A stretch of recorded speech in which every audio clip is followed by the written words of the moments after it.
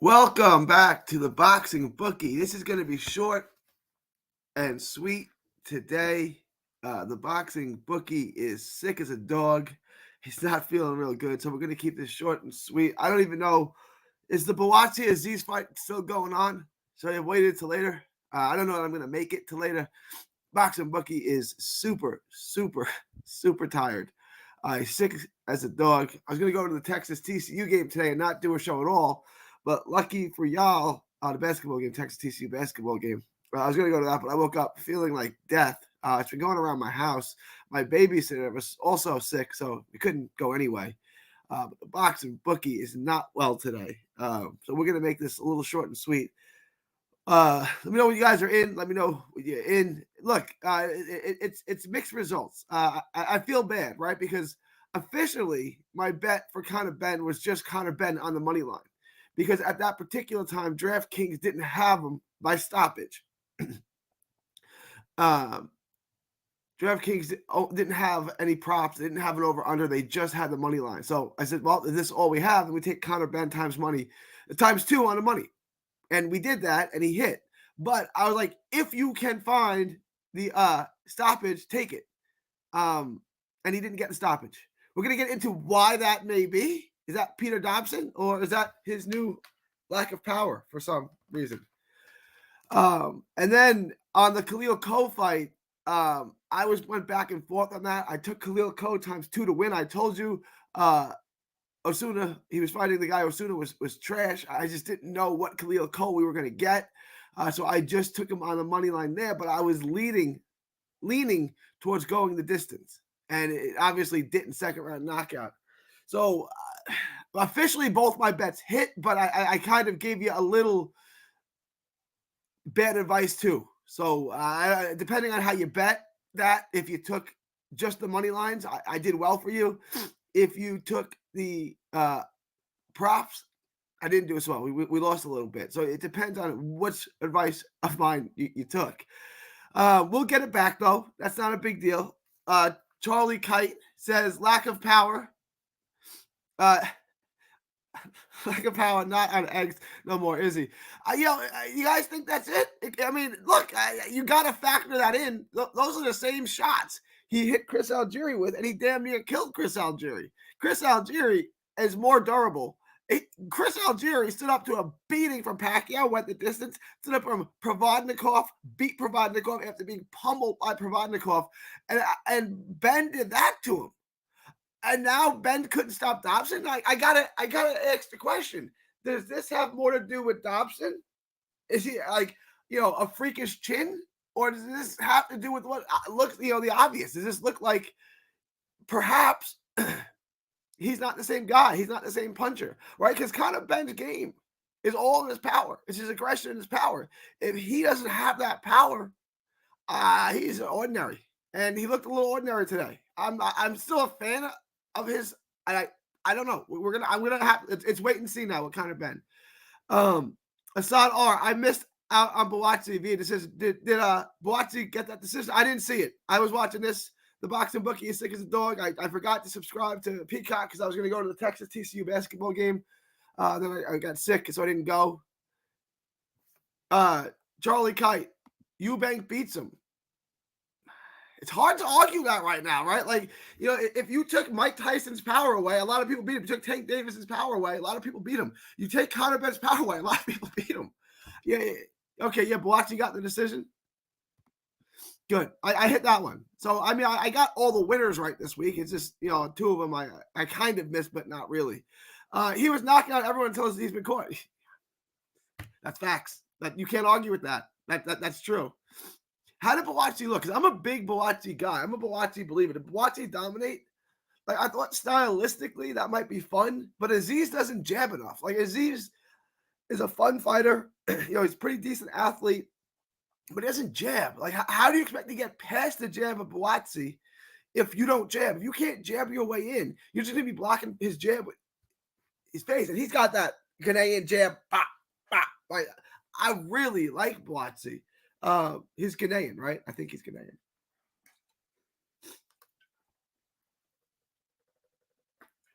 So where does Conor Benn go from here? Is Conor Benn going to go back to the UK? and fight Eubank? And if he does he get annihilated? I thought he would. I thought it would be one-sided in a competitive way. I thought Boachi would win all the rounds, but Aziz would land some and have some moments, right? Like, I kind of thought that, like, it's going to be hard for Aziz to sit there and win rounds. And Boachi's a lot better than him. Like, Boachi is no doubt at the world level. I'd like to see what Boachi does next, but I think he can fight for a world title. Bro, I'm disgusted at what I've seen today. It wasn't great. That was not a great card. You want to go into more detail, Glenn? I don't disagree necessarily. Think Aziz won 3 rounds? All right, that's kind of what I expected. I mean, he doesn't suck. Aziz is not a bum. He's a decent fighter, but I just think Boachi is another level. I think Boachi is a world title challenger in his next fight type of guy. Like, Boachi is a lot to deal with. I was a Zuma Dobson fan. I was a Josh Clottey fan. I like the Ghanaian style. I think it's textbook. I think it's fundamentally sound. Like, usually if you give me a Ghanaian fighter and some other fighter at the same level, I'm going to pick the Ghanaian fighter. They're responsible. Now, they can give rounds away like we saw Quartet do in a couple of fights. But typically they hit you and they block your shots. Now, a lot of judges don't like the catch and shoot that much. But I think Ghanaians are really taught to fight the right way. And, like, now that Boachi has a platform here in the UK, I think off the top of my head, Charlie X, Better Beef, or Bivol, who I'm backing. Off the top of my head, probably Better Beef. Probably Better Beef. I'm going to have to watch some tape of Bivol because Bivol is really good. But, how do you – I'm Better Beef. I'm 99% sure I'm good at when I do the video, it's going to be Better Beef. But give me a minute to be 100% sure on that. Like, hey, Gator McCluskey, JETS. What's going on, Gator? Hope you are well. Been watching. Big Fury fan. Oh, man, I'm a big Usyk fan. How soon before we get to see the fight rescheduled? He looks like he's in the best shape I've seen him. Cut looks bad. The cut did look bad. And my instincts tells me that he was running into doorknobs to avoid fighting Usyk. Gator, I didn't know you were about. I don't know, Gator. It's Usyk. All bets are off. He's not a rational person. Typically, with a cut like this, 4 weeks to recover, and then 4 weeks to get back in camp, 8 weeks. But with Fury, all bets are off. I don't know if we're going to see it. If we do, I would say at least 8 weeks. I had 95 on Benn KO, but thank God I hesitated during the fight. Good for you, Len. I cannot believe Peter Dobson went the distance. And kudos. He was more competitive than I thought. Like, he definitely was more competitive than I thought. But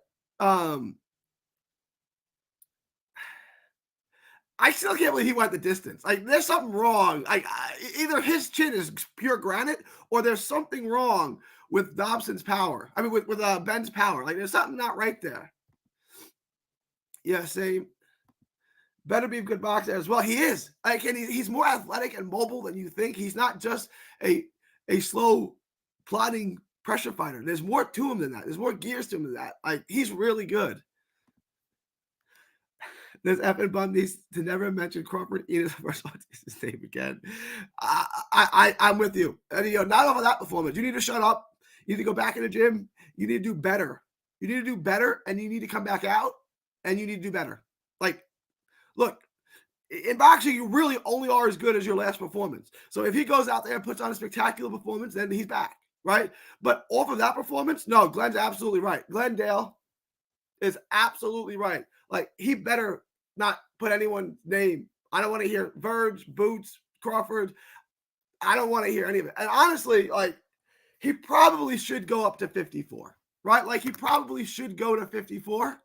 But yeah, look, was he really drained? He came in, they said he weighed 170. Maybe it's time to go to 54. And this was he weighed at 50 or 51. Maybe it's just time to go all the way up to 54, right? Like, you're a 54 pounder now. You're not cutting with what you were used to. You're cutting, like, you'll have more power. Like, I always use Barrios as the example. People questioned Barrios' power when he was 130. And then he got with Virgil Hunter, and Verge took him, and Verge said 140, skipping 135, going straight to 140. And that's when they ran off 3 straight. That's when he ran off the 9 straight knockouts, got a world, then won a world title at 140. But he had more power because he wasn't so drained. And maybe that's the case with maybe. Look, I'm fishing here, right? Like I'm throwing my fishing right into the water, trying to catch something here. Wide Benn hit Dobson like 300 times and didn't even hurt his feelings. Like he never really even had him rocked and in trouble. Like he landed some good shots and that affected him, but he never really had him reeling. Like he really didn't. Yeah, I mean, right now, Conor Benn, no. Crawford, that's not a good look. Like Crawford is going to destroy him. The hell did I just witness? He went 12. Peter, Glendale, I'm with you, bro. Bro is lost without the special sauce. He's going to have to carry that moniker until he fixes this, right? If he goes out and keeps giving performances, we know the narrative of his career. It's the special sauce. Like, you can't argue it anymore. Like, how is that the same guy that steamrolled everybody? How is it the same guy? It's not. Like, he's going to have to live with that moniker until he can get back to where he was. If he can't, he was a product of the special sauce. Benn exposed the secret. It's now out there. He can't crack. Now he's off the eggs. Yeah, he can't crack an egg with his power now, honestly. Like you said, Algieri would beat Dobson handily, and he couldn't even put a dent in. He didn't even hurt his feelings. And he damn near killed Chris. Chris is a friend of mine, too, by the way. I know him from a lot of the zone events when he did the undercard portion. He's a great dude. But, yeah, Conor Benn damn near killed him. Like, they had to get him up in stages. All right, take your time. And I was all about Benn. I'm like, Benn is that dude. Like, I know he's flawed. He gets hit. But, like, you're going to have to deal with him. And, like, okay, so I'll deal with Peter Dobson said, okay, I'll deal with him. It's no big deal. If not even your fault, bro, I picked Benn to destroy Dobson before. I even saw your video. Can't believe it played out this way. Either Dobson is durable. Yeah, we're going to find out more about Dobson's chin in the next fight. Like, we're definitely going to find out. Like, maybe, he's like Homer Simpson in that episode of The Simpsons where Homer becomes heavyweight champ because just letting people punch him and then they get so tired he just knocks him out. Like, maybe. Maybe. I mean, maybe his chin is freakish. We're going to find out in his next fight. If he fights a quality opponent and gets sparked out, because he's not very good. He's just tough as hell. If he gets sparked out, we're going to know it was Benn's power because Benn tattooed him. Furia Usyk, says Charlie Kite. Usyk. I've been on the Usyk bandwagon since Usyk was a cruiserweight. When Usyk was a cruiserweight and he was running through that Super Six, not the Super Six Series, whatever they call the World Series of Boxing tournament thing, I was all over Usyk then saying he's going to be heavyweight champ. Look, he's a little undersized for today's heavyweight. He's not too small, but he is a small heavyweight. And he might get caught. He could get caught. And that's, like Corey Sanders caught Lennox Lewis. It happens, Steve Cunningham dropped Tyson Fury, almost stopped him. That's a legit cruiserweight. Usyk's at least a big cruiserweight, a small heavyweight. So, I'm taking Usyk, and I'm going to keep taking Usyk because I think, look, I said this about a lot of fighters. Fury's a good heavyweight. Wilder's a good heavyweight. Well, Fury's a very good heavyweight. He's a great heavyweight. Wilder's a good heavyweight. Joshua's a good heavyweight, right? These guys are good heavyweights. Usyk is a great boxer. Doesn't matter what, he just happens to be a heavyweight. He just happens to be 220 pounds. But if you shrunk Usyk down to 160, 147, 126, he's a great fighter. These other guys aren't. They use their size, they use their force. Usyk is just a great fighter. Yeah, I fancy him, but I honestly think Fury was running into doorknobs to get out of the fight. I don't have any evidence of that. I'm just a hunch. Just a hunch. The Wilder hate, how many guys did Wilder knock out consecutively until Fury got into the ring with him? And not to mention, he knocked Fury down 4 times in 3 fights. Like, this narrative on Wilder, look, is Wilder as good as Usyk? No. Is he as good as Fury? Evidently not. Right? Clearly not. But Wilder is a good heavyweight. Wilder would have a heavyweight belt in any era. He's got that kind of power, and he's 6'7", and he knows how to set up his shots. Right? Like, I get it. He doesn't look good. He doesn't look like but with that kind of power, you're legit. He knows how to land it. No, he's not. No, Wilder ain't a great boxer. Just that's it.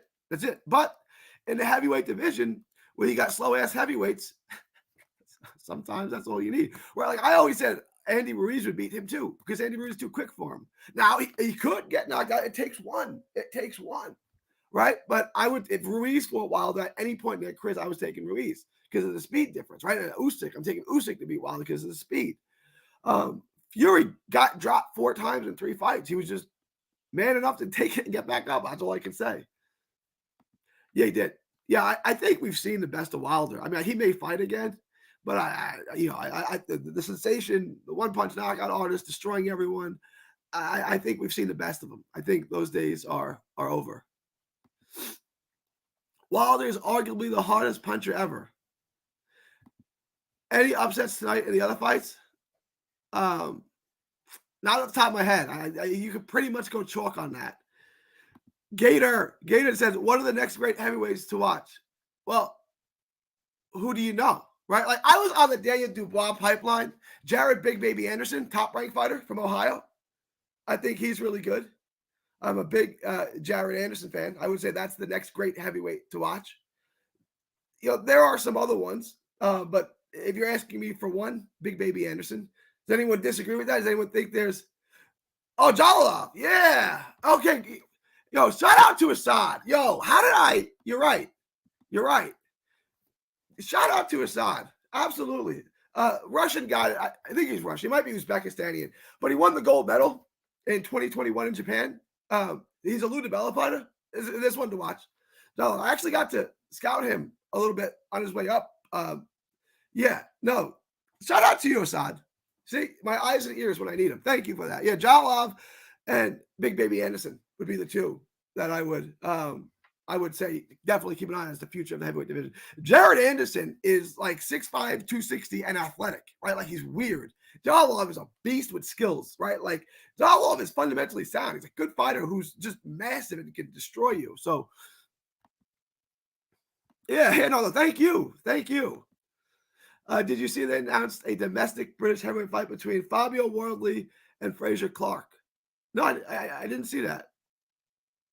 That's an interesting one. I could see that going either way. I'm going to have to really sit down with that before I let you know who wins. Yep. Rip Creed. One of the great heavyweights of all time, Apollo Creed. Mauricio Solomon tweeted that Apollo Creed died. The Japanese fighter, I forget his name, that died in the ring died, and Fury got a cut. It's like, those 3 things really aren't the same. Like, one of those don't belong there. You like Fabio Wardley? I mean, Fabio is good. I haven't seen anything from him. Like, he's good. He'll be a top 15 heavyweight. But, like, have I seen anything from Fabio Wardley that makes me go, yo, that guy's it. He's the next heavyweight champ. He's a great heavyweight. I'm not saying he can't get there. He started late, right? He got a late start in the sport. He's a great athlete. He can hit. He might be able to get there. I just haven't seen it yet. You think he'll be the favorite? Yeah, probably. I mean, probably. You know who I like? No, we're not going to get into cruiserweights. Wait. We want to get back to kind of. What did you guys think of Austin Ammo Williams? I know he got the knockout, right? And Ammo got the knockout, so all's well that ends well, I suppose. But Ammo's my guy, close friend of mine. He's a Texas guy. I spoke highly for him on the way up. That's not a good performance. He's too wild. Like he gets his guy because he's a superior athlete to the late replacement that got him. But that was not a great performance, I don't think. Like he's lucky he got a late replacement. I'm not saying he's going to lose or anything, but he could have been in for a long night with a better opponent. I don't think that was a high level opponent. Fabio much quicker than Clark. Yeah, he is. Like before I shoot my mouth, I'm gonna go back and watch more Fabio Wardley and more Clark. Fraser Clark. My instinct says Fabio Wardley, but let me. I don't want to give you guys any bad gambling advice until I go back and watch some more tape. Where do you rank Holyfield in heavyweight history? I rank him high. It's tough, right? Because like, do I think Usyk could beat him? Yeah, I do. Who had a better career at heavyweight, right? Holyfield had a better career at heavyweight. So where do I put him? Well, okay, so my top five would be Larry Holmes. I know everybody hates that. One, Joe Louis two, Ali three, Lennox Lewis four, George Foreman five. Then after that, he's in the discussion somewhere six, seven, eight. Right? He's in that conversation, but I don't put him ahead of any of those five. So in the top 10 for sure, Gator. In the top 10. He had a great career. He had a great career. And like Fury could be on that list, but he didn't want to fight nobody. The first Cole body shot knockdown was brutal. Opponent never recovered. Yeah. Cole came up and he really didn't know his identity. He was fighting backwards and he's athletic and can move, but like that's not who you are. You can hit, you can come forward. He's really found his own. Like I think Cole is going to move up pretty quickly now. Like coming up, I was like, he's got to figure out his identity. He's got to figure out who he is in the ring because he's not a back foot slickster. That's not who he is. And he was fighting that way. Now he's coming forward. He's establishing himself. Cole is going to. I still think he needs to work. Like he still needs to go through the progression. I wouldn't move him up too quickly, but he's getting better every fight, and he's showing you improvement in areas you want to see improvement in every single fight. I like Johnny Fisher. Charlie asks, what about Fisher? I like Johnny Fisher. I don't know the ceiling on him, but I'm gonna have fun watching him get there. Right? Like I don't know. We're going to see if he's domestic level, maybe European level, I think for sure. World level, who knows? But it's going to be fun watching him get there. That's what I'll say. Like, if I was a promoter, I would sign him because he can sell tickets and he's a fun fighter. How high does he go? I don't know. Yeah, first few co-fights, I wasn't too sure, but he's come on as well. Yeah, he has. He's gotten a lot better. He lives near me. He's going to be good, I think. You talking about Johnny Fisher, Kirk? You talking about Johnny Fisher? Yeah, no, he's good. He's good. Like, I'm not saying anything else. How good can he be? Right? I've seen him a few times now. He's good. You know, he's 6'4", solid guy, right? Like, he's got all the dimensions. He's still just 24. Where is he? What's the name of the town? Rumford? Is that where you're from? Is that the name of the town? Rumford, Charlie? Yeah. Talking about Johnny Fisher. Rumford, the Rumford Bull. That's what they call him. Everyone wanted the spectacular knockouts against undefeated fighters. Then Conor Benn goes and gets that. No, I agree. Like, wasn't it all set up for Conor Benn to get a vicious, brutal first or second round knockout and just annihilate this character named Peter Dobson, and then it didn't happen? Yeah, Rumford, the Rumford Bull. All right. Shout out to everyone from Rumford. All right. By the way, did you see the video of Dobson losing to a 23-year-old Russian amateur in Russia a couple of No. No, is this okay? Was this the same amateur card in Russia that White Chocolate Nikita Ababi lost into? Was this the same? Nikita Ababi is the other kid from Texas, Abel Mendoza. They all went to Russia to fight amateurs, and they all lost. This was in December. It was the same night as Bam Rodriguez versus Sonny Edwards. Is this the same? Was that the same night? Hey, Rafa, what's up, my man? How you doing? Did you clean up today? Did you get any action this weekend? Did you get any action this weekend? Not with ladies, I mean gambling.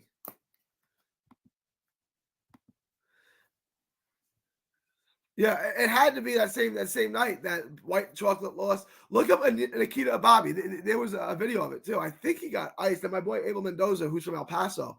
Guys, do me a favor. Look up just box rec Abel Mendoza. Tell me, put in the comments what his record is. And I want to, like, we'll talk about records. Maybe. My guess is it's probably the same night. Sorry for the dumb question, but where are these fights like tonight's shown? All right. Oh, Gator. So they're on the Zone app. Like, basically almost all boxing now is streamed on some app, right? Like ESPN still has a couple of fights. But basically, so I'm going to put it in there. Here's the name of the app, Gator. It's DAZN. It's the Zone.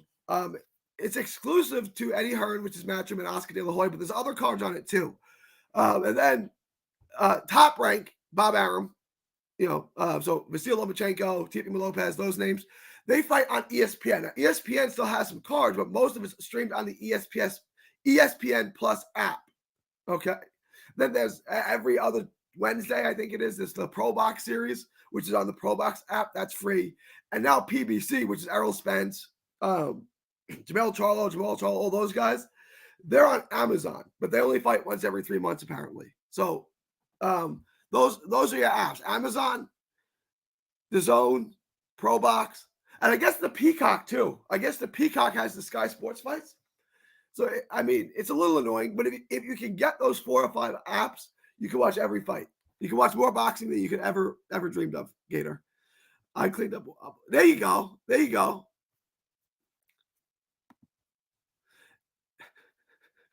Yo, Glenn, look at his opponents, bro. That's what I'm saying. Abel Mendoza, 40-0. Good friend of mine, great dude, but come on, bro. Bam Bam Specialist, that was unreal performance. Yeah.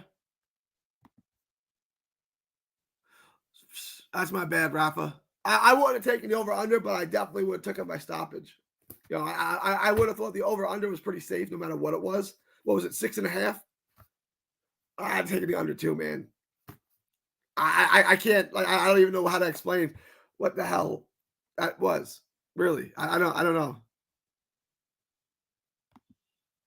Hey, let me know. And Gator, in Jake, me and Gator are big New York Jet fans, by the way. In the other text, I'm gonna text you my number. If there's ever a pay-per-view fight you want to watch that you don't want to pay $90 for, $70 for, let me know, and I can arrange that you can watch it for free. If you want to. Allegedly. Yeah, Connor Benn, man, it's just disappointing. I don't know where to go with Connor Benn at this point right now. Got to help out a fellow Jets fan, my man. Got to help out a fellow Jets fan. Got to do it. Got to do it. So, like, the British guy, I know Charlie's in here. I don't know if you're a Benn fan. I don't know if you were a fan of his dad, but like, what do you want to see him do next? Where would you like to see Connor Benn fight next? Do you want to see him fight an elite level guy? Do you want to, like, let's tap the brakes a little bit? Let's try to get you back in a rhythm. Let's get you back in 3 months. Let's get you back in April and May, something like that. And let's get a little bit better opponent, but let's stay at that level. I mean, what do you guys want to see Connor Benn do?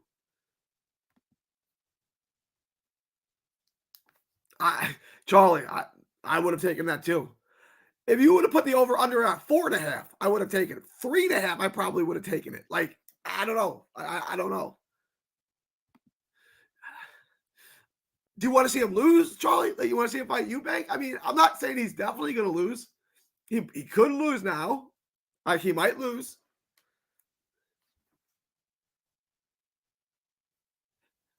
Can I go through the photos behind the wall? All right, for you, Gator, the world. That's Oscar De La Hoya. That's Roy Jones Jr. That's Jamel Charlo. Virgil Ortiz. Can you see that one? Kaz Ioka. I don't know if you can see that. Little Japanese guy. Can you see over here? That's all you can see. That's Ronnie Shields right there. That's right. He's training Pernell Whitaker and Arturo Gatti, who are two of my favorite fighters of all time. He's from Houston. Well, he trains guys in Houston. His gym's in Houston. And and then there's Zab Judah all the way. That's Zab. Super Zab. Super Zab is a Brooklyn guy. My family's from Brooklyn. It's one of my all-time favorite fighters, although I didn't really pan out. But and then you can't see this one. Yeah, all the way in the corner there in the yellow Pittsburgh Steelers hat. That is Pernell Whitaker. That was the greatest experience I've ever had in my life, covering boxing and working in boxing. Right there, Pernell Whitaker. He sat next to me. It was Joe Smith and Bivol at upstate New York in the Turning Stone. And he's about 10 beers deep. And he's sitting with me, telling me every single thing Dimitri Bivol is going to do before he does it. It was as if he had seen the fight and was playing it back. Right, like he told me move for move what Bivol was going to do. He was going to make Joe Smith throw a right hand. He's going to move around and he's going to get Joe Smith to show, and then he's going to hit him with a left hook to the butt. And then it would happen. And I was like, this is why no one could hit him. Like, he knew what you were going to do before you did it. It was the most incredible thing getting to talk to Pernell Whitaker. That was like the best experience, the best moment I've had ever working in boxing. All right, let me get back to some of these. I don't want to see. I feel like a lot of people, like back to the club level for you, son. Do better. I like Harlem Eubank, but that's Beat Fanatic 1987. That's harsh, man. I like the Eubank family. That's harsh, man. But is it though? I mean, is it harsh? Harlem Eubank could go the distance with Peter Dobson and beat him too. Maybe Beat Fanatic is on to something. Yeah, I think we lost, but great fight to watch. Legendary. Yes, sir. Because of their dad. There's a lot of nepotism in the world, and especially in boxing. But it looked like to me that Conor Benn was able to stand on his own. Like he wasn't Nigel Benn's kid. He wasn't Nigel Benn Jr. He was Conor Benn. He was his own man. And I don't know, man. After a performance like that and all of the layoff and all of the drama, maybe it's just nepotism. I don't know. Like he's got a ways to get back there now. He's got a ways to go. Harlem is Chris. Oh, that's not his young. I thought it was just his youngest son. It's his nephew? I don't know family lineage. Okay. I thought it was his youngest son. But I agree. Built up will be fun. Yeah. Yeah. I mean, like, is this where we are now? With Benn?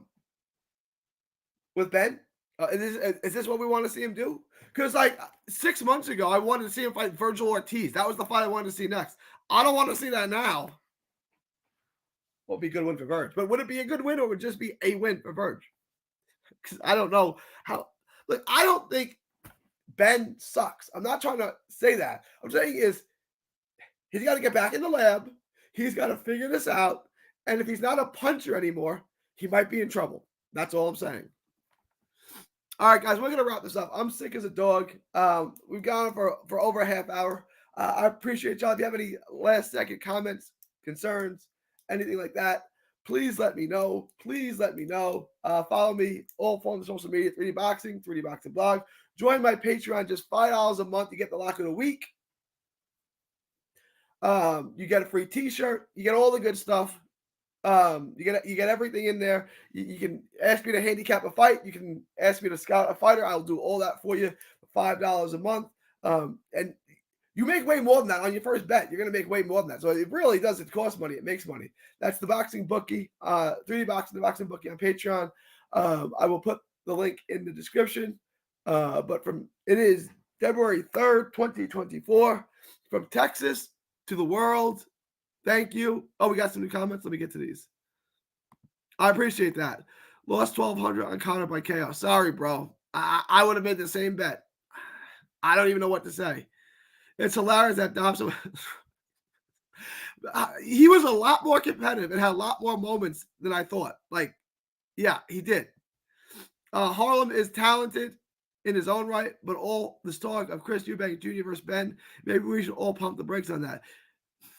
Yeah, maybe you're right. Maybe it's Harlem Eubank. Chris Eubank likes to call Harlem his son. That's nice of him. Does he get in fights that way? I'm not treasuring Harlem Eubank. He's a decent fighter.